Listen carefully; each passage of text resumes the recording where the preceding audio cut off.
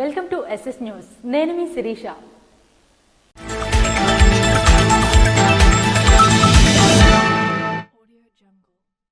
కేంద్ర మంత్రి కింజరాపు రామ్మోహన్ నాయుడు వెంకటేశ్వర స్వామిని దర్శించుకునేందుకు కుటుంబ సభ్యులతో కలిసి తిరుమల చేరుకున్నారు.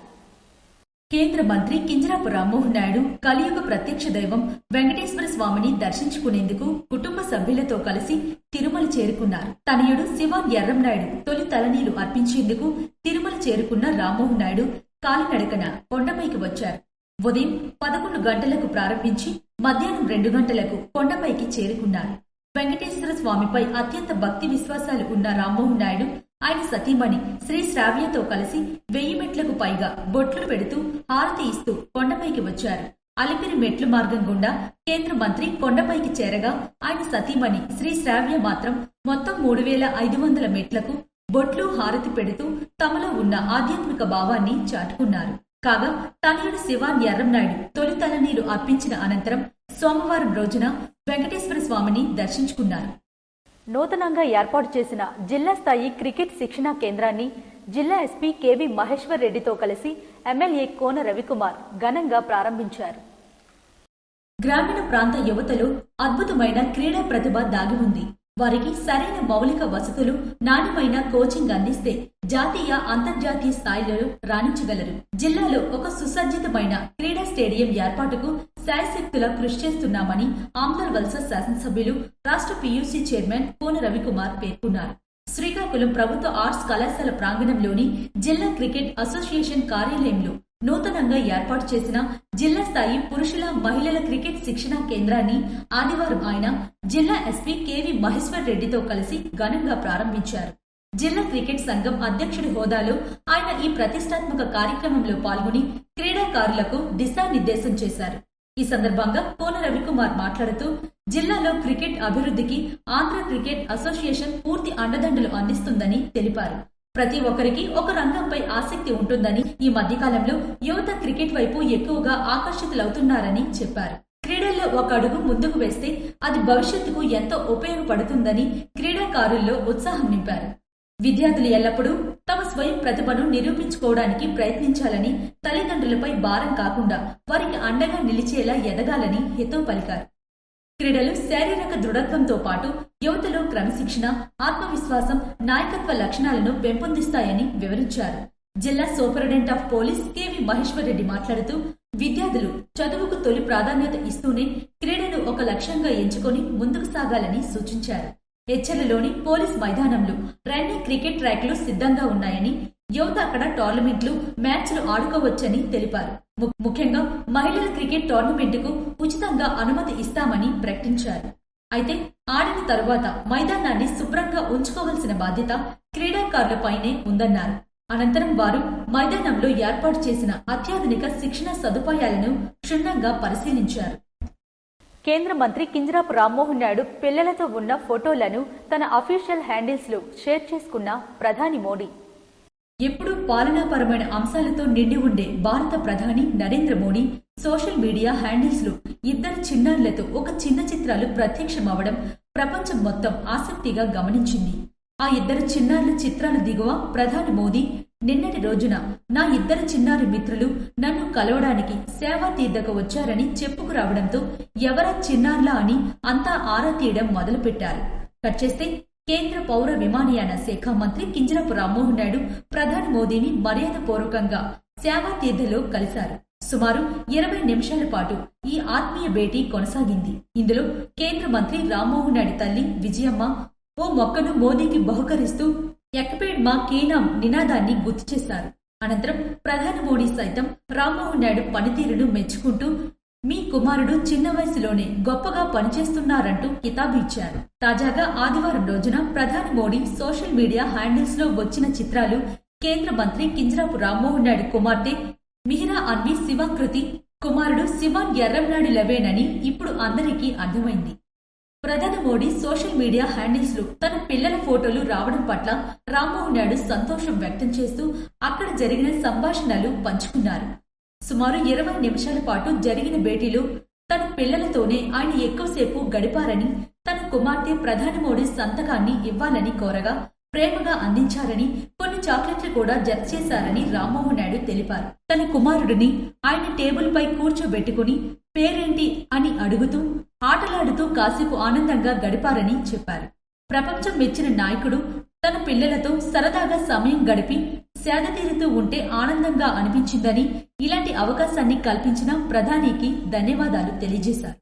ఇచ్చాపురం నియోజకవర్గంలోని సిలగాంలో MSME park MLA Bendalam Ashok శంకుస్థాపన చేశారు. గ్రామీణ ప్రాంతాల్లోని ప్రతి కుటుంబంలోనూ ఒక పారిశ్రామికవేత్తను తయారు చేయడమే కూటమి ప్రభుత్వ ప్రధాన లక్ష్యమని ప్రభుత్వ విప్ ఇచ్చాపురం ఎమ్మెల్యే బెందాలం అశోక్ స్పష్టం చేశారు. విజయవాడలోని అంబేద్కర్ కళావేదికలో ముఖ్యమంత్రి నారా చంద్రబాబు నాయుడు నిర్వహించిన one family one entrepreneur MSME growth summit 2026లో భాగంగా రాష్ట్ర వ్యాప్తంగా వర్చువల్ శంకుస్థాపన చేసిన 38 ఎంఎస్ఎంఈ పార్కుల్లో కవిటి కూడా పాల్గొంది. ఈ మేరకు సోమవారం కవిటి మండలం సిలగం పంచాయతీ అల్లేరులో ఏర్పాటు చేయనున్న ఎంఎస్ఎంఈ పార్క్ శిలాఫలకాన్ని ఎమ్మెల్సీ నత్తు రామారావుతో కలిసి ప్రభుత్వ విప్ బెందాలం అశోక్ ఆవిష్కరించారు. ఈ సందర్భంగా ఎమ్మెల్యే బెందాలం అశోక్ మాట్లాడుతూ ఒడిశా సరిహద్దులో ఉన్న ఇచ్చాపురం నియోజకవర్గం దశాబ్దాలుగా పెట్టుబడులు, పరిశ్రమలు లేక వలసల ప్రాంతంగా మారిపోయిందని ఆవేదన వ్యక్తం చేశారు. ఈ దుస్థితిని మార్చేందుకే కూటమి ప్రభుత్వం వికేంద్రీకృత పారిశ్రామికీకరణకు శ్రీకారం చుట్టిందని, స్థానిక ఉత్పత్తులను ఆధునీకరించి ఇక్కడ ప్రజలను పారిశ్రామికవేత్తలుగా ఎదిగేలా ప్రోత్సహిస్తామని చెప్పారు. ఈ కార్యక్రమం తాలూకా ముఖ్యమైనటువంటి ఉద్దేశం, మరి ఎప్పటి నుంచో మన నియోజకవర్గం ఒక విచిత్రమైనటువంటి పరిస్థితుల్లో ఉన్నటువంటి నియోజకవర్గం, ఆంధ్రాకి చివరున్నటువంటి నియోజకవర్గం, ఒరిస్సాకి పక్కనటువంటి నియోజకవర్గం, మరి పెట్టుబడులు లేక, పారిశ్రామీకరణ లేక చాలా మంది వలసలు వెళ్లిపోతున్నటువంటి నియోజకవర్గంగా మనం ఎప్పుడు కూడా ఉండిపోయినటువంటి పరిస్థితి. మరి ఈ సందర్భంలో కూటమి ప్రభుత్వం అధికారంలోకి వచ్చిన తర్వాత ప్రతి దగ్గర కూడా పారిశ్రామీకరణ జరగాలి, మన దగ్గర ఉన్నటువంటి ఉత్పత్తుల్ని వివిధ రూపాల్లో దాన్ని మనం డెవలప్ చేసుకుని మరి మనం కూడా పారిశ్రామికవేత్త ఎదగాలి. అనంతరం ఎమ్మెల్సీ నత్తు రామారావు మాట్లాడుతూ రాజకీయాలకు అతీతంగా పల్లెలను అభివృద్ధి చేయడమే ధ్యేయమన్నారు. ఈ ప్రాంతంలో కొబ్బరి ఆధారిత పరిశ్రమల ఏర్పాటుపై త్వరలోనే ప్రజల నుండి అభిప్రాయ సేకరణ చేపడతామని వెల్లడించారు. వ్యవసాయానికి దీటుగా గ్రామీణ పరిశ్రమలను ప్రోత్సహించేందుకు 3వ విడత కింద ప్రభుత్వం ఈ ప్లగ్ అండ్ ప్లే పార్కులను ఏర్పాటుకు శ్రీకారం చుట్టిందని ఆర్డీఓ రాచర్ల అప్పలరాజు వివరించారు. కాగా విజయవాడలో జరిగిన ప్రధాన సమ్మిట్లో మెటా, అమెజాన్, జోహో వంటి అంతర్జాతీయ సంస్థలతో ప్రభుత్వం కీలక ఒప్పందాలు కుదుర్చుకోవడంతో పాటు రతన్ టాటా ఇన్నోవేషన్ హబ్ ఆధ్వర్యంలో రోటాక్ స్మార్ట్ విలేజ్ సెంటర్లను సీఎం ప్రారంభించారు. కవిటిలో జరిగిన ఈ కార్యక్రమంలో టీడీపీ మండల అధ్యక్షుడు పొందాల కృష్ణరావు, కూటమి నాయకులు మణిచంద్ర ప్రకాష్, వాసుదేవ్ ప్రధాన్, రంగారౌలి, భీమారౌలి తదితరులు పాల్గొన్నారు. జలమూరు మండలం ఏనేటి కొత్తూరులో నూతనంగా నిర్మించనున్న MSME park MLA Baggu Ramanamurthy, జిల్లా కలెక్టర్ స్వప్నిల్ దినకర్ తో కలిసి భూమి పూజ నిర్వహించారు. సూక్ష్మ, చిన్న, మధ్య తరహా పరిశ్రమల స్థాపన ద్వారా గ్రామీణ ఆర్థిక వ్యవస్థను బలోపేతం చేయడమే లక్ష్యంగా ప్రభుత్వం అడుగులు వేస్తుందని జిల్లా కలెక్టర్ స్వప్నిల్ దినకర్ పేర్కొన్నారు. జలమూరు మండలం ఏనేటి కొత్తూరు గ్రామంలో 9.27 కోట్ల అంచనా వ్యయంతో 8.95 ఎకరాల విస్తీర్ణంలో నూతనంగా నిర్మించనున్న ఎంఎస్ఎంఈ పార్కుకు సోమవారం ఆయన ఎమ్మెల్యే బగ్గు రమణమూర్తితో కలిసి భూమి పూజ చేశారు. విజయవాడలో ముఖ్యమంత్రి నారా చంద్రబాబు నాయుడు నిర్వహించిన one family one entrepreneur summit లో భాగంగా జిల్లాలో ప్రతిపాదించిన 4 కొత్త పార్కులకు టెక్కలి, ఆమ్దవలస, నర్సన్నపేట, ఇచ్చాపురం ఇక్కడి నుంచి వర్చువల్ గా శంకుస్థాపనలు జరిగాయి. ఈ సందర్భంగా కలెక్టర్ మాట్లాడుతూ పుట్టుకతో ఎవరూ గొప్పవారు కాలేరని, నిరంతర కృషి, పట్టుదలతోనే ఉన్నత శిఖరాలను అధిరోహిస్తారని పేర్కొన్నారు. గ్రామీణ యువత, మహిళలు పారిశ్రామికవేత్తలుగా ఎదిగేందుకు ఈ పార్కులు అద్భుత సోపానాలుగా నిలుస్తాయన్నారు. జిల్లాలో ఇప్పటికే హెచ్ఎల్లలో ఒక పార్కు అందుబాటులోకి రాగా పలాస, పాతపట్నం, శ్రీకాకుళం నియోజకవర్గాల్లో పనులు వివిధ దశల్లో ఉన్నాయని, 3వ విడత కింద నేడు మరో 4 పార్కులకు శ్రీకారం చుట్టామని వివరించారు. ఏనేటి కొత్తూరు పార్కులో కొబ్బరి పీచు, ఆకులు, బొమ్మల తయారీతో పాటు ప్లాస్టిక్ రీసైక్లింగ్, ఫుడ్ ప్రాసెసింగ్, కార్గెట్ బాక్సుల తయారీ వంటి పరిశ్రమలకు అత్యుత్తమ మౌలిక వసతులు కల్పిస్తున్నట్లు కలెక్టర్ వెల్లడించారు. ఈ సందర్భంగా నర్సన్నపేట ఎమ్మెల్యే బగ్గు రమణమూర్తి మాట్లాడుతూ రాష్ట్రంలోని ప్రతి కుటుంబంలో ఒకరిని పారిశ్రామికవేత్తగా మార్చాలన్నదే ముఖ్యమంత్రి చంద్రబాబు నాయుడు సంకల్పమని చెప్పారు. చిన్న పరిశ్రమలతో ప్రయాణం ప్రారంభించిన వారే భవిష్యత్తులో దిగ్గజ పారిశ్రామికవేత్తలుగా ఎదుగుతారని ఆశాభావం వ్యక్తం చేశారు. ఏనేటి కొత్తూరు ఎంఎస్ఎంఈ పార్కులో 62 ప్లాట్లను అభివృద్ధి చేస్తున్నామని, దీని ద్వారా సుమారు 370 మందికి ప్రత్యక్షంగా 150 మందికి పరోక్షంగా ఉపాధి లభిస్తుందని వెల్లడించారు. ఈ పార్క్ ద్వారా 31 కోట్ల ప్రతిపాదిత పెట్టుబడులతో 62 ఎంఎస్ఎంఈ యూనిట్లు స్థాపించే అవకాశం ఉందని వివరించారు. ఏదైతే ఈ రాష్ట్రం ఉందో ఈ రాష్ట్రాన్ని అన్ని రంగాల్లో అభివృద్ధి చేయాలి. ముఖ్యంగా పారిశ్రామిక రంగం అభివృద్ధి చెందితేనే యువతకు ఉద్యోగ ఉపాధి అవకాశాలు కలుగుతాయి. ఒక ప్రభుత్వ ఉద్యోగాలే కాదు, ప్రైవేటు రంగాల్లో కలిపి ఉద్యోగ అవకాశాలు కల్పించాలి. అలాగే పారిశ్రామికవేత్తలుగా కలిపి తయారు చేయాలనే ఆలోచనతో చిన్న మధ్య తరగతి పరిశ్రమలు పెట్టడానికి నియోజకవర్గంలో కొంత స్థలాన్ని కేటాయించుకుంటూ దాన్ని అన్ని వసతులు, మౌలిక వసతులు కల్పించి అక్కడ ఇండస్ట్రీస్ పెట్టడానికి అనువైన వాతావరణం కల్పించడమే అన్ని వసతులు కల్పించి 63 ఫ్లాట్లుగా విభజించి ఆ ఫ్లాట్లలో మరి మన నియోజకవర్గం సంబంధించిన ఎవరైనా పరిశ్రమలు పెట్టాలని ముందుకు వస్తే వాళ్ళకి కేటాయించడం జరుగుతుంది డబ్బులకి. అలాగే వాళ్ళకి అన్ని రకాలైన మౌలిక వసతులు, సదుపాయాలు, అలాగే వాళ్ళకి కావలసిన ఏవైతే ఉన్నాయో అనుమతులు ఇచ్చి వాళ్ళకి ప్రోత్సాహాన్ని అందించి మరి మన ప్రాంతంలో ఉండే నిరుద్యోగ యువతకి ఉపాధి, ఉద్యోగ అవకాశాలు కల్పించడానికి ఈ పార్కు ఎంతో అవసరం, ఉపయోగపడుతుందని ఈ సందర్భంగా తెలియజేస్తూ, మరి గతంలో నేను 14-19 శాసనసభ్యుడిగా ఉన్నప్పుడే మన రాయపాడు నుంచి తెలార ఆర్ఎస్ నుంచి మన గట్లపాటు రోడ్డు అవి మంజూరు చేసుకుని తారు రోడ్డు వేసుకున్నాం. గడిచిన ప్రభుత్వం 5 సంవత్సరాలు అయింది. కనీసం గోతులు కలిపి కొప్పకుండా ఎక్కడవి అక్కడ విడిచిపెట్టేసిన వల్ల మొన్నే సాకి కింద 1,35,00,000 రూపాయలు ఈ రోడ్డు కలిపి మంజూరు చేయడం జరిగిందని ఈ సందర్భంగా తెలియజేస్తున్నాను. అలాగే మీ తాలూకు సమస్య నా దృష్టిలో ఉంది. నేను వస్తున్నప్పుడు విన్నాను, అయ్యా మాకు తాగునీరు సమస్య ఉంది. ఆ వేళ మీకు సోలార్ బోర్ ఇచ్చాం, సోలార్ మోటార్ ఇచ్చాం, అది సక్రమంగా పనిచేయడం లేదు. ఈవేళ ప్రతి ఇంటికి తాగునీరు అందించే కార్యక్రమం ఈ ప్రభుత్వం పెద్ద ఎత్తున చేస్తుంది. అయితే మనకు భూగర్భ జలాలు అనుకున్నంత లేవు. అది శ్రీమొక్కలింగ నుంచి మనం నీరు తీసుకొని వస్తున్నాం. మరి దాన్ని ఈవేళ పెద్ద ఎత్తున మన మౌసిదార్ రిజర్వాయర్ నుంచి నీరు తేయడానికి మొన్నే 1,205 కోట్లు మన నియోజకవర్గానికి, టెక్కల్ నియోజకవర్గానికి నిధులు మంజూరయ్యాయి. అయితే అంతవరకు నాయన మేము నీరు తాకుండా ఉండాలని మీరు అనొచ్చు. మీ తాగునీరు సమస్య తాత్కాలికంగా కొంతవరకు పూర్తి చేస్తాం.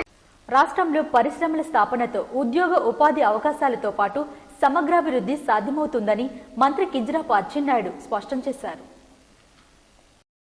కోటబొమ్మాలి మండలం చీపురాలపాడు గ్రామ పంచాయతీ పరిధిలోని 12 ఎకరాల విస్తీర్ణంలో అంచనా వ్యయం 10.51 కోట్లతో ఏర్పాటు చేయనున్న ఎంఎస్ఎంఈ పార్క్ నిర్మాణానికి సోమవారం శంకుస్థాపన చేశారు. ఈ సందర్భంగా మంత్రి కింజరాపు అచ్చెన్నాయుడు మాట్లాడుతూ, రాష్ట్రంలోని ప్రతి నియోజకవర్గంలో దశల వారీగా ఎంఎస్ఎంఈ పార్కులు అభివృద్ధి చేయాలన్నదే ప్రభుత్వ లక్ష్యమని అన్నారు.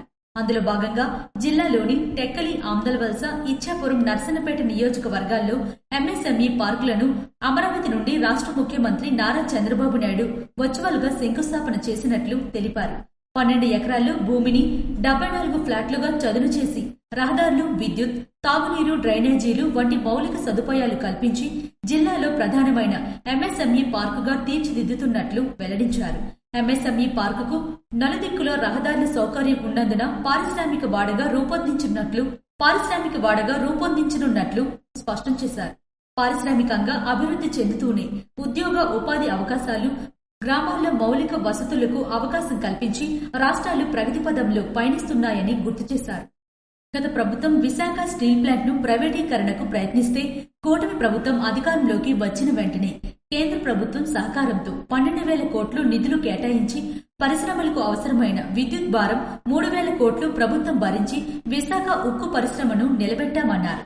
అనుభవజ్ఞుడైన రాష్ట్ర ముఖ్యమంత్రి నారా చంద్రబాబు నాయుడు, రాష్ట్ర విద్యాశాఖ మంత్రి లోకేష్ ఉప ముఖ్యమంత్రి పవన్ కళ్యాణ్ భావితరాల బంగారు భవిష్యత్తును దృష్టిలో పెట్టుకుని రాష్ట్రానికి 23 లక్షల కోట్లు పరిశ్రమల స్థాపనకు పెట్టుబడులను ఆహ్వానించినట్లు తెలిపారు. రాష్ట్ర ముఖ్యమంత్రి ప్రఖ్యాత పారిశ్రామిక సంస్థలకు నమ్మకం కల్పించి Google data centre, steel plant వంటి భారీ పరిశ్రమలు రాష్ట్రంలో పెట్టుబడులు పెట్టేందుకు ముందుకు రావడంలో అంబాసిడర్ గా నిలిచారన్నారు. జిల్లాలో వలసల నివారణకు, ఉద్యోగ అవకాశాలు కల్పించేందుకు, పారిశ్రామికాభివృద్ధికి, పరిశ్రమల ఏర్పాటుకు ప్రజల అవగాహనతో మెలిగి చైతన్యవంతులై ఆయా ప్రాంతాల్లో పరిశ్రమలకు అవసరమైన భూమిని ఇచ్చేందుకు ముందుకు రావాలని మంత్రి పిలుపునిచ్చారు. పరిశ్రమలకు భూములు ఇచ్చిన లబ్ధిదారులకు ప్రభుత్వం అన్ని విధాలుగా ప్రయోజనాలు కల్పిస్తుందని మంత్రి భరోసా ఇచ్చారు. రాష్ట్ర ముఖ్యమంత్రి, కేంద్ర మంత్రి కింజరాపు రామ్మోహన్ నాయుడు పరిశ్రమల కోసం అహర్నిశలు కృషి చేసిన పారిశ్రామికవేత్తలు వస్తారని, ప్రజలు పూర్తి స్థాయిలో సహకరించాలని మంత్రి కోరారు. ఈ కార్యక్రమంలో జిల్లా కలెక్టర్ స్వప్నిల్ దినకర్, మాజీ పీఏసీఎస్ అధ్యక్షులు కింజరాపు హరివర్ ప్రసాద్, కళింగ వైశ్య కార్పొరేషన్ అధ్యక్షులు బోయిన గోవిందరాజులు, కోటబొమ్మాలి పీఏసీఎస్ అధ్యక్షులు వెలమల విజయలక్ష్మి తదితరులు పాల్గొన్నారు. వేసవి నేపథ్యంలో గ్రామాల్లో ఎక్కడా తాగునీటి ఎద్దడి తలెత్తకుండా చర్యలు చేపట్టాలని మంత్రి కింజరాపు అచ్చెన్నాయుడు అధికారులను ఆదేశించారు. వేసవి నేపథ్యంలో గ్రామాల్లో ఎక్కడా తాగునీటి ఎద్దడి తలెత్తకుండా కట్టుదిట్టమైన చర్యలు చేపట్టాలని రాష్ట్ర వ్యవసాయ శాఖ మంత్రి కింజరాపు అచ్చెన్నాయుడు అధికారులను ఆదేశించారు. ఆదివారం నిమ్మాడలోని తన క్యాంపు కార్యాలయంలో ఆయన ప్రజా దర్బార్ కార్యక్రమాన్ని నిర్వహించారు. టెక్కలి తదితర ప్రాంతాల నుంచి పెద్ద ఎత్తున తరలివచ్చిన ప్రజల నుంచి ఆయన స్వయంగా వినతులు స్వీకరించారు. కొందరు ప్రజల తాగునీటి సమస్యలను మంత్రి దృష్టికి తీసుకురాగా వెంటనే స్పందించిన ఆయన సమస్యల పరిష్కారానికి చర్యలు తీసుకుంటామని హామీ ఇచ్చారు. గ్రామీణ నీటి సరఫరా శాఖ తదితర శాఖల అధికారులకు కీలక ఆదేశాలు జారీ చేశారు. ప్రజా దర్బార్కు వచ్చిన వినతుల్లో అత్యధికంగా భూ సమస్యలకు సంబంధించిన ఫిర్యాదులే ఉన్నాయని మంత్రి తెలిపారు. గత ప్రభుత్వ పాలనలో జరిగిన తప్పిదాలు, రెవెన్యూ అధికారుల నిర్లక్ష్యం కారణంగా అనేక మంది పేదల భూములు ఇతరుల పేర్లకు మార్పిడి అయ్యాయని పేర్కొన్నారు. ప్రతి ఫిర్యాదును క్షుణ్ణంగా పరిశీలించి రెవెన్యూ అధికారులతో మాట్లాడి బాధితులకు తప్పకుండా న్యాయం జరిగేలా చూస్తామని ఆయన హామీ ఇచ్చారు. అభివృద్ధి పనులను యుద్ధ ప్రాతిపదికన పూర్తి చేయాలని సంబంధిత అధికారులకు మంత్రి సూచించారు. విద్య, వైద్యం మరియు ఆరోగ్య రంగాలకు ప్రభుత్వం అత్యున్నత ప్రాధాన్యత ఇస్తుందని స్పష్టం చేశారు. సామాన్య ప్రజలకు ఎటువంటి ఇబ్బందులు కలగకుండా పారదర్శక పాలన అందిస్తామని పునరుద్ఘాటించారు. సమస్య ఏదైనా సరే నేరుగా నా దృష్టికి తీసుకురండి అని ఈ సందర్భంగా ప్రజలకు మంత్రి అచ్చెన్నాయుడు భరోసా ఇచ్చారు. టెక్కలి ఆర్డీఓ కృష్ణమూర్తి, తెలుగుదేశం పార్టీ ముఖ్య నాయకులు, కార్యకర్తలు ఈ కార్యక్రమంలో పాల్గొన్నారు. గోదావరి తీర కాలుష్యాన్ని, పుష్కర పనులను స్వయంగా ఉప ముఖ్యమంత్రి పవన్ కళ్యాణ్ పరిశీలించారు. గోదావరి నదిలోకి కలిసే కాలుష్యకారక వ్యర్థాలు, జలాలు, వాటి నిర్వహణపై పూర్తిస్థాయి ఆడిట్ చేసి నివేదిక ఇవ్వండి. ఇప్పటి వరకు తీసుకున్న చర్యలు ఏమిటి, భవిష్యత్తులో చేయబోయే పనుల మీద స్పష్టమైన ప్రణాళికలను సిద్ధం చేయండి అని ఉప ముఖ్యమంత్రి పవన్ కళ్యాణ్ రాష్ట్ర ఉన్నతాధికారులు, తూర్పు గోదావరి జిల్లా అధికారులను ఆదేశించారు. వచ్చే ఏడాది నిర్వహించనున్న గోదావరి పుష్కరాలను కాలుష్యరహిత గోదావరి థీమ్తో సాకారం చేసి నిర్వహించడానికి కూటమి ప్రభుత్వం కృతనిశ్చయంతో ఉందని స్పష్టం చేశారు. రాజమహేంద్రవరం పర్యటనలో భాగంగా సోమవారం పవన్ కళ్యాణ్ రాజమహేంద్రవరం పుష్కరాల ఘాట్ నుంచి కోటిలింగాల ఘాట్ వరకు పడవలో ప్రయాణించి గోదావరి జలాల కాలుష్యకారక ప్రాంతాలని పరిశీలించారు. పుష్కరాల్లో చేయవలసిన పనుల తీరు, త్వరలోనే చేపట్టబోయే పనుల ప్రణాళికలను స్వయంగా పరిశీలించారు. గోదావరి గట్ల సుందరీకరణ పనులు ఎంతవరకు వచ్చాయనేది, పుష్కరాల నేపథ్యంలో గట్లను ఎలా తీర్చిదిద్దబోతున్నది అధికారులు వివరించారు. ఈ సందర్భంగా చింతలమ్మ ఘాట్ వద్ద నల్లా ఛానల్ ద్వారా రాజమహేంద్రవరం మురుగునీరు గోదావరిలోకి కలిసే ప్రాంతాన్ని పవన్ కళ్యాణ్ స్వయంగా పరిశీలించారు. నదీ తీరంలో జరుగుతున్న కాలుష్యం తీరును స్వయంగా చూశారు. నీటిలో ఎలా శుద్ధి చేస్తున్నారో వివరాలను అడిగి తెలుసుకున్నారు. అక్కడే ఉన్న సిబ్బందితో మాట్లాడి వ్యర్థాలను వేరు చేసే విధానాన్ని చూశారు. ఈ సందర్భంగా పవన్ కళ్యాణ్ అధికారులకు ఆదేశాలిస్తూ గోదావరిలోకి రోజువారీ సుమారు 55 MLD మురుగునీరు వస్తున్నట్లు లెక్కలు చెబుతున్నాయి. ఈ మురుగునీటిని శుద్ధి చేసే విధానం శాస్త్రీయంగా జరగాలన్నారు. మురుగునీటిని నేరుగా గోదావరిలోకి వదలడం వల్ల జలాలు కలుషితం అవుతాయనే ఫిర్యాదులు వస్తున్నాయన్నారు. దీనిపై దృష్టి సారించాలని ఆదేశించారు. గోదావరి పుష్కరాలకు ఖర్చు చేసే ప్రతి పైసాను ప్రజలకు ఉపయోగపడే గోదావరి నదీ తీరాన్ని కాపాడే మంచి పనులకు ఉపయోగించుకోవాలన్నారు. మొదట కాలుష్యకారక అంశాలపై పూర్తిస్థాయి ఆడిట్ జరగాలన్నారు. తద్వారా దానిని ఎలా అధిగమించాలి అనే అంశాల పట్ల దృష్టి సారించవచ్చన్నారు. కేవలం లెక్కలతో సరిపెట్టకుండా పూర్తిస్థాయి యాక్షన్ ప్లాన్ తో ముందుకు వెళ్దామన్నారు. కేంద్ర జల శక్తి ద్వారా ఎన్ఆర్సీపీ నిధులు 416 కోట్లలో 95 కోట్ల నిధులకు పరిపాలన అనుమతులు వచ్చాయన్నారు. ఈ నిధులతో కొత్త ట్రీట్మెంట్ ప్లాంట్ ను ఆధునిక సాంకేతిక పరిజ్ఞానంతో నిర్మించాలన్నారు. పూర్తి స్థాయిలో మురుగు లేకుండా జలాలను గోదావరిలోకి విడిచిపెట్టే బాధ్యతను తీసుకోవాలని అధికారులను ఆదేశించారు. ఇవి ఈనాటి వార్తలు. మరిన్ని వార్తలతో మళ్ళీ కలుద్దాం. చూస్తూనే ఉండండి SS న్యూస్.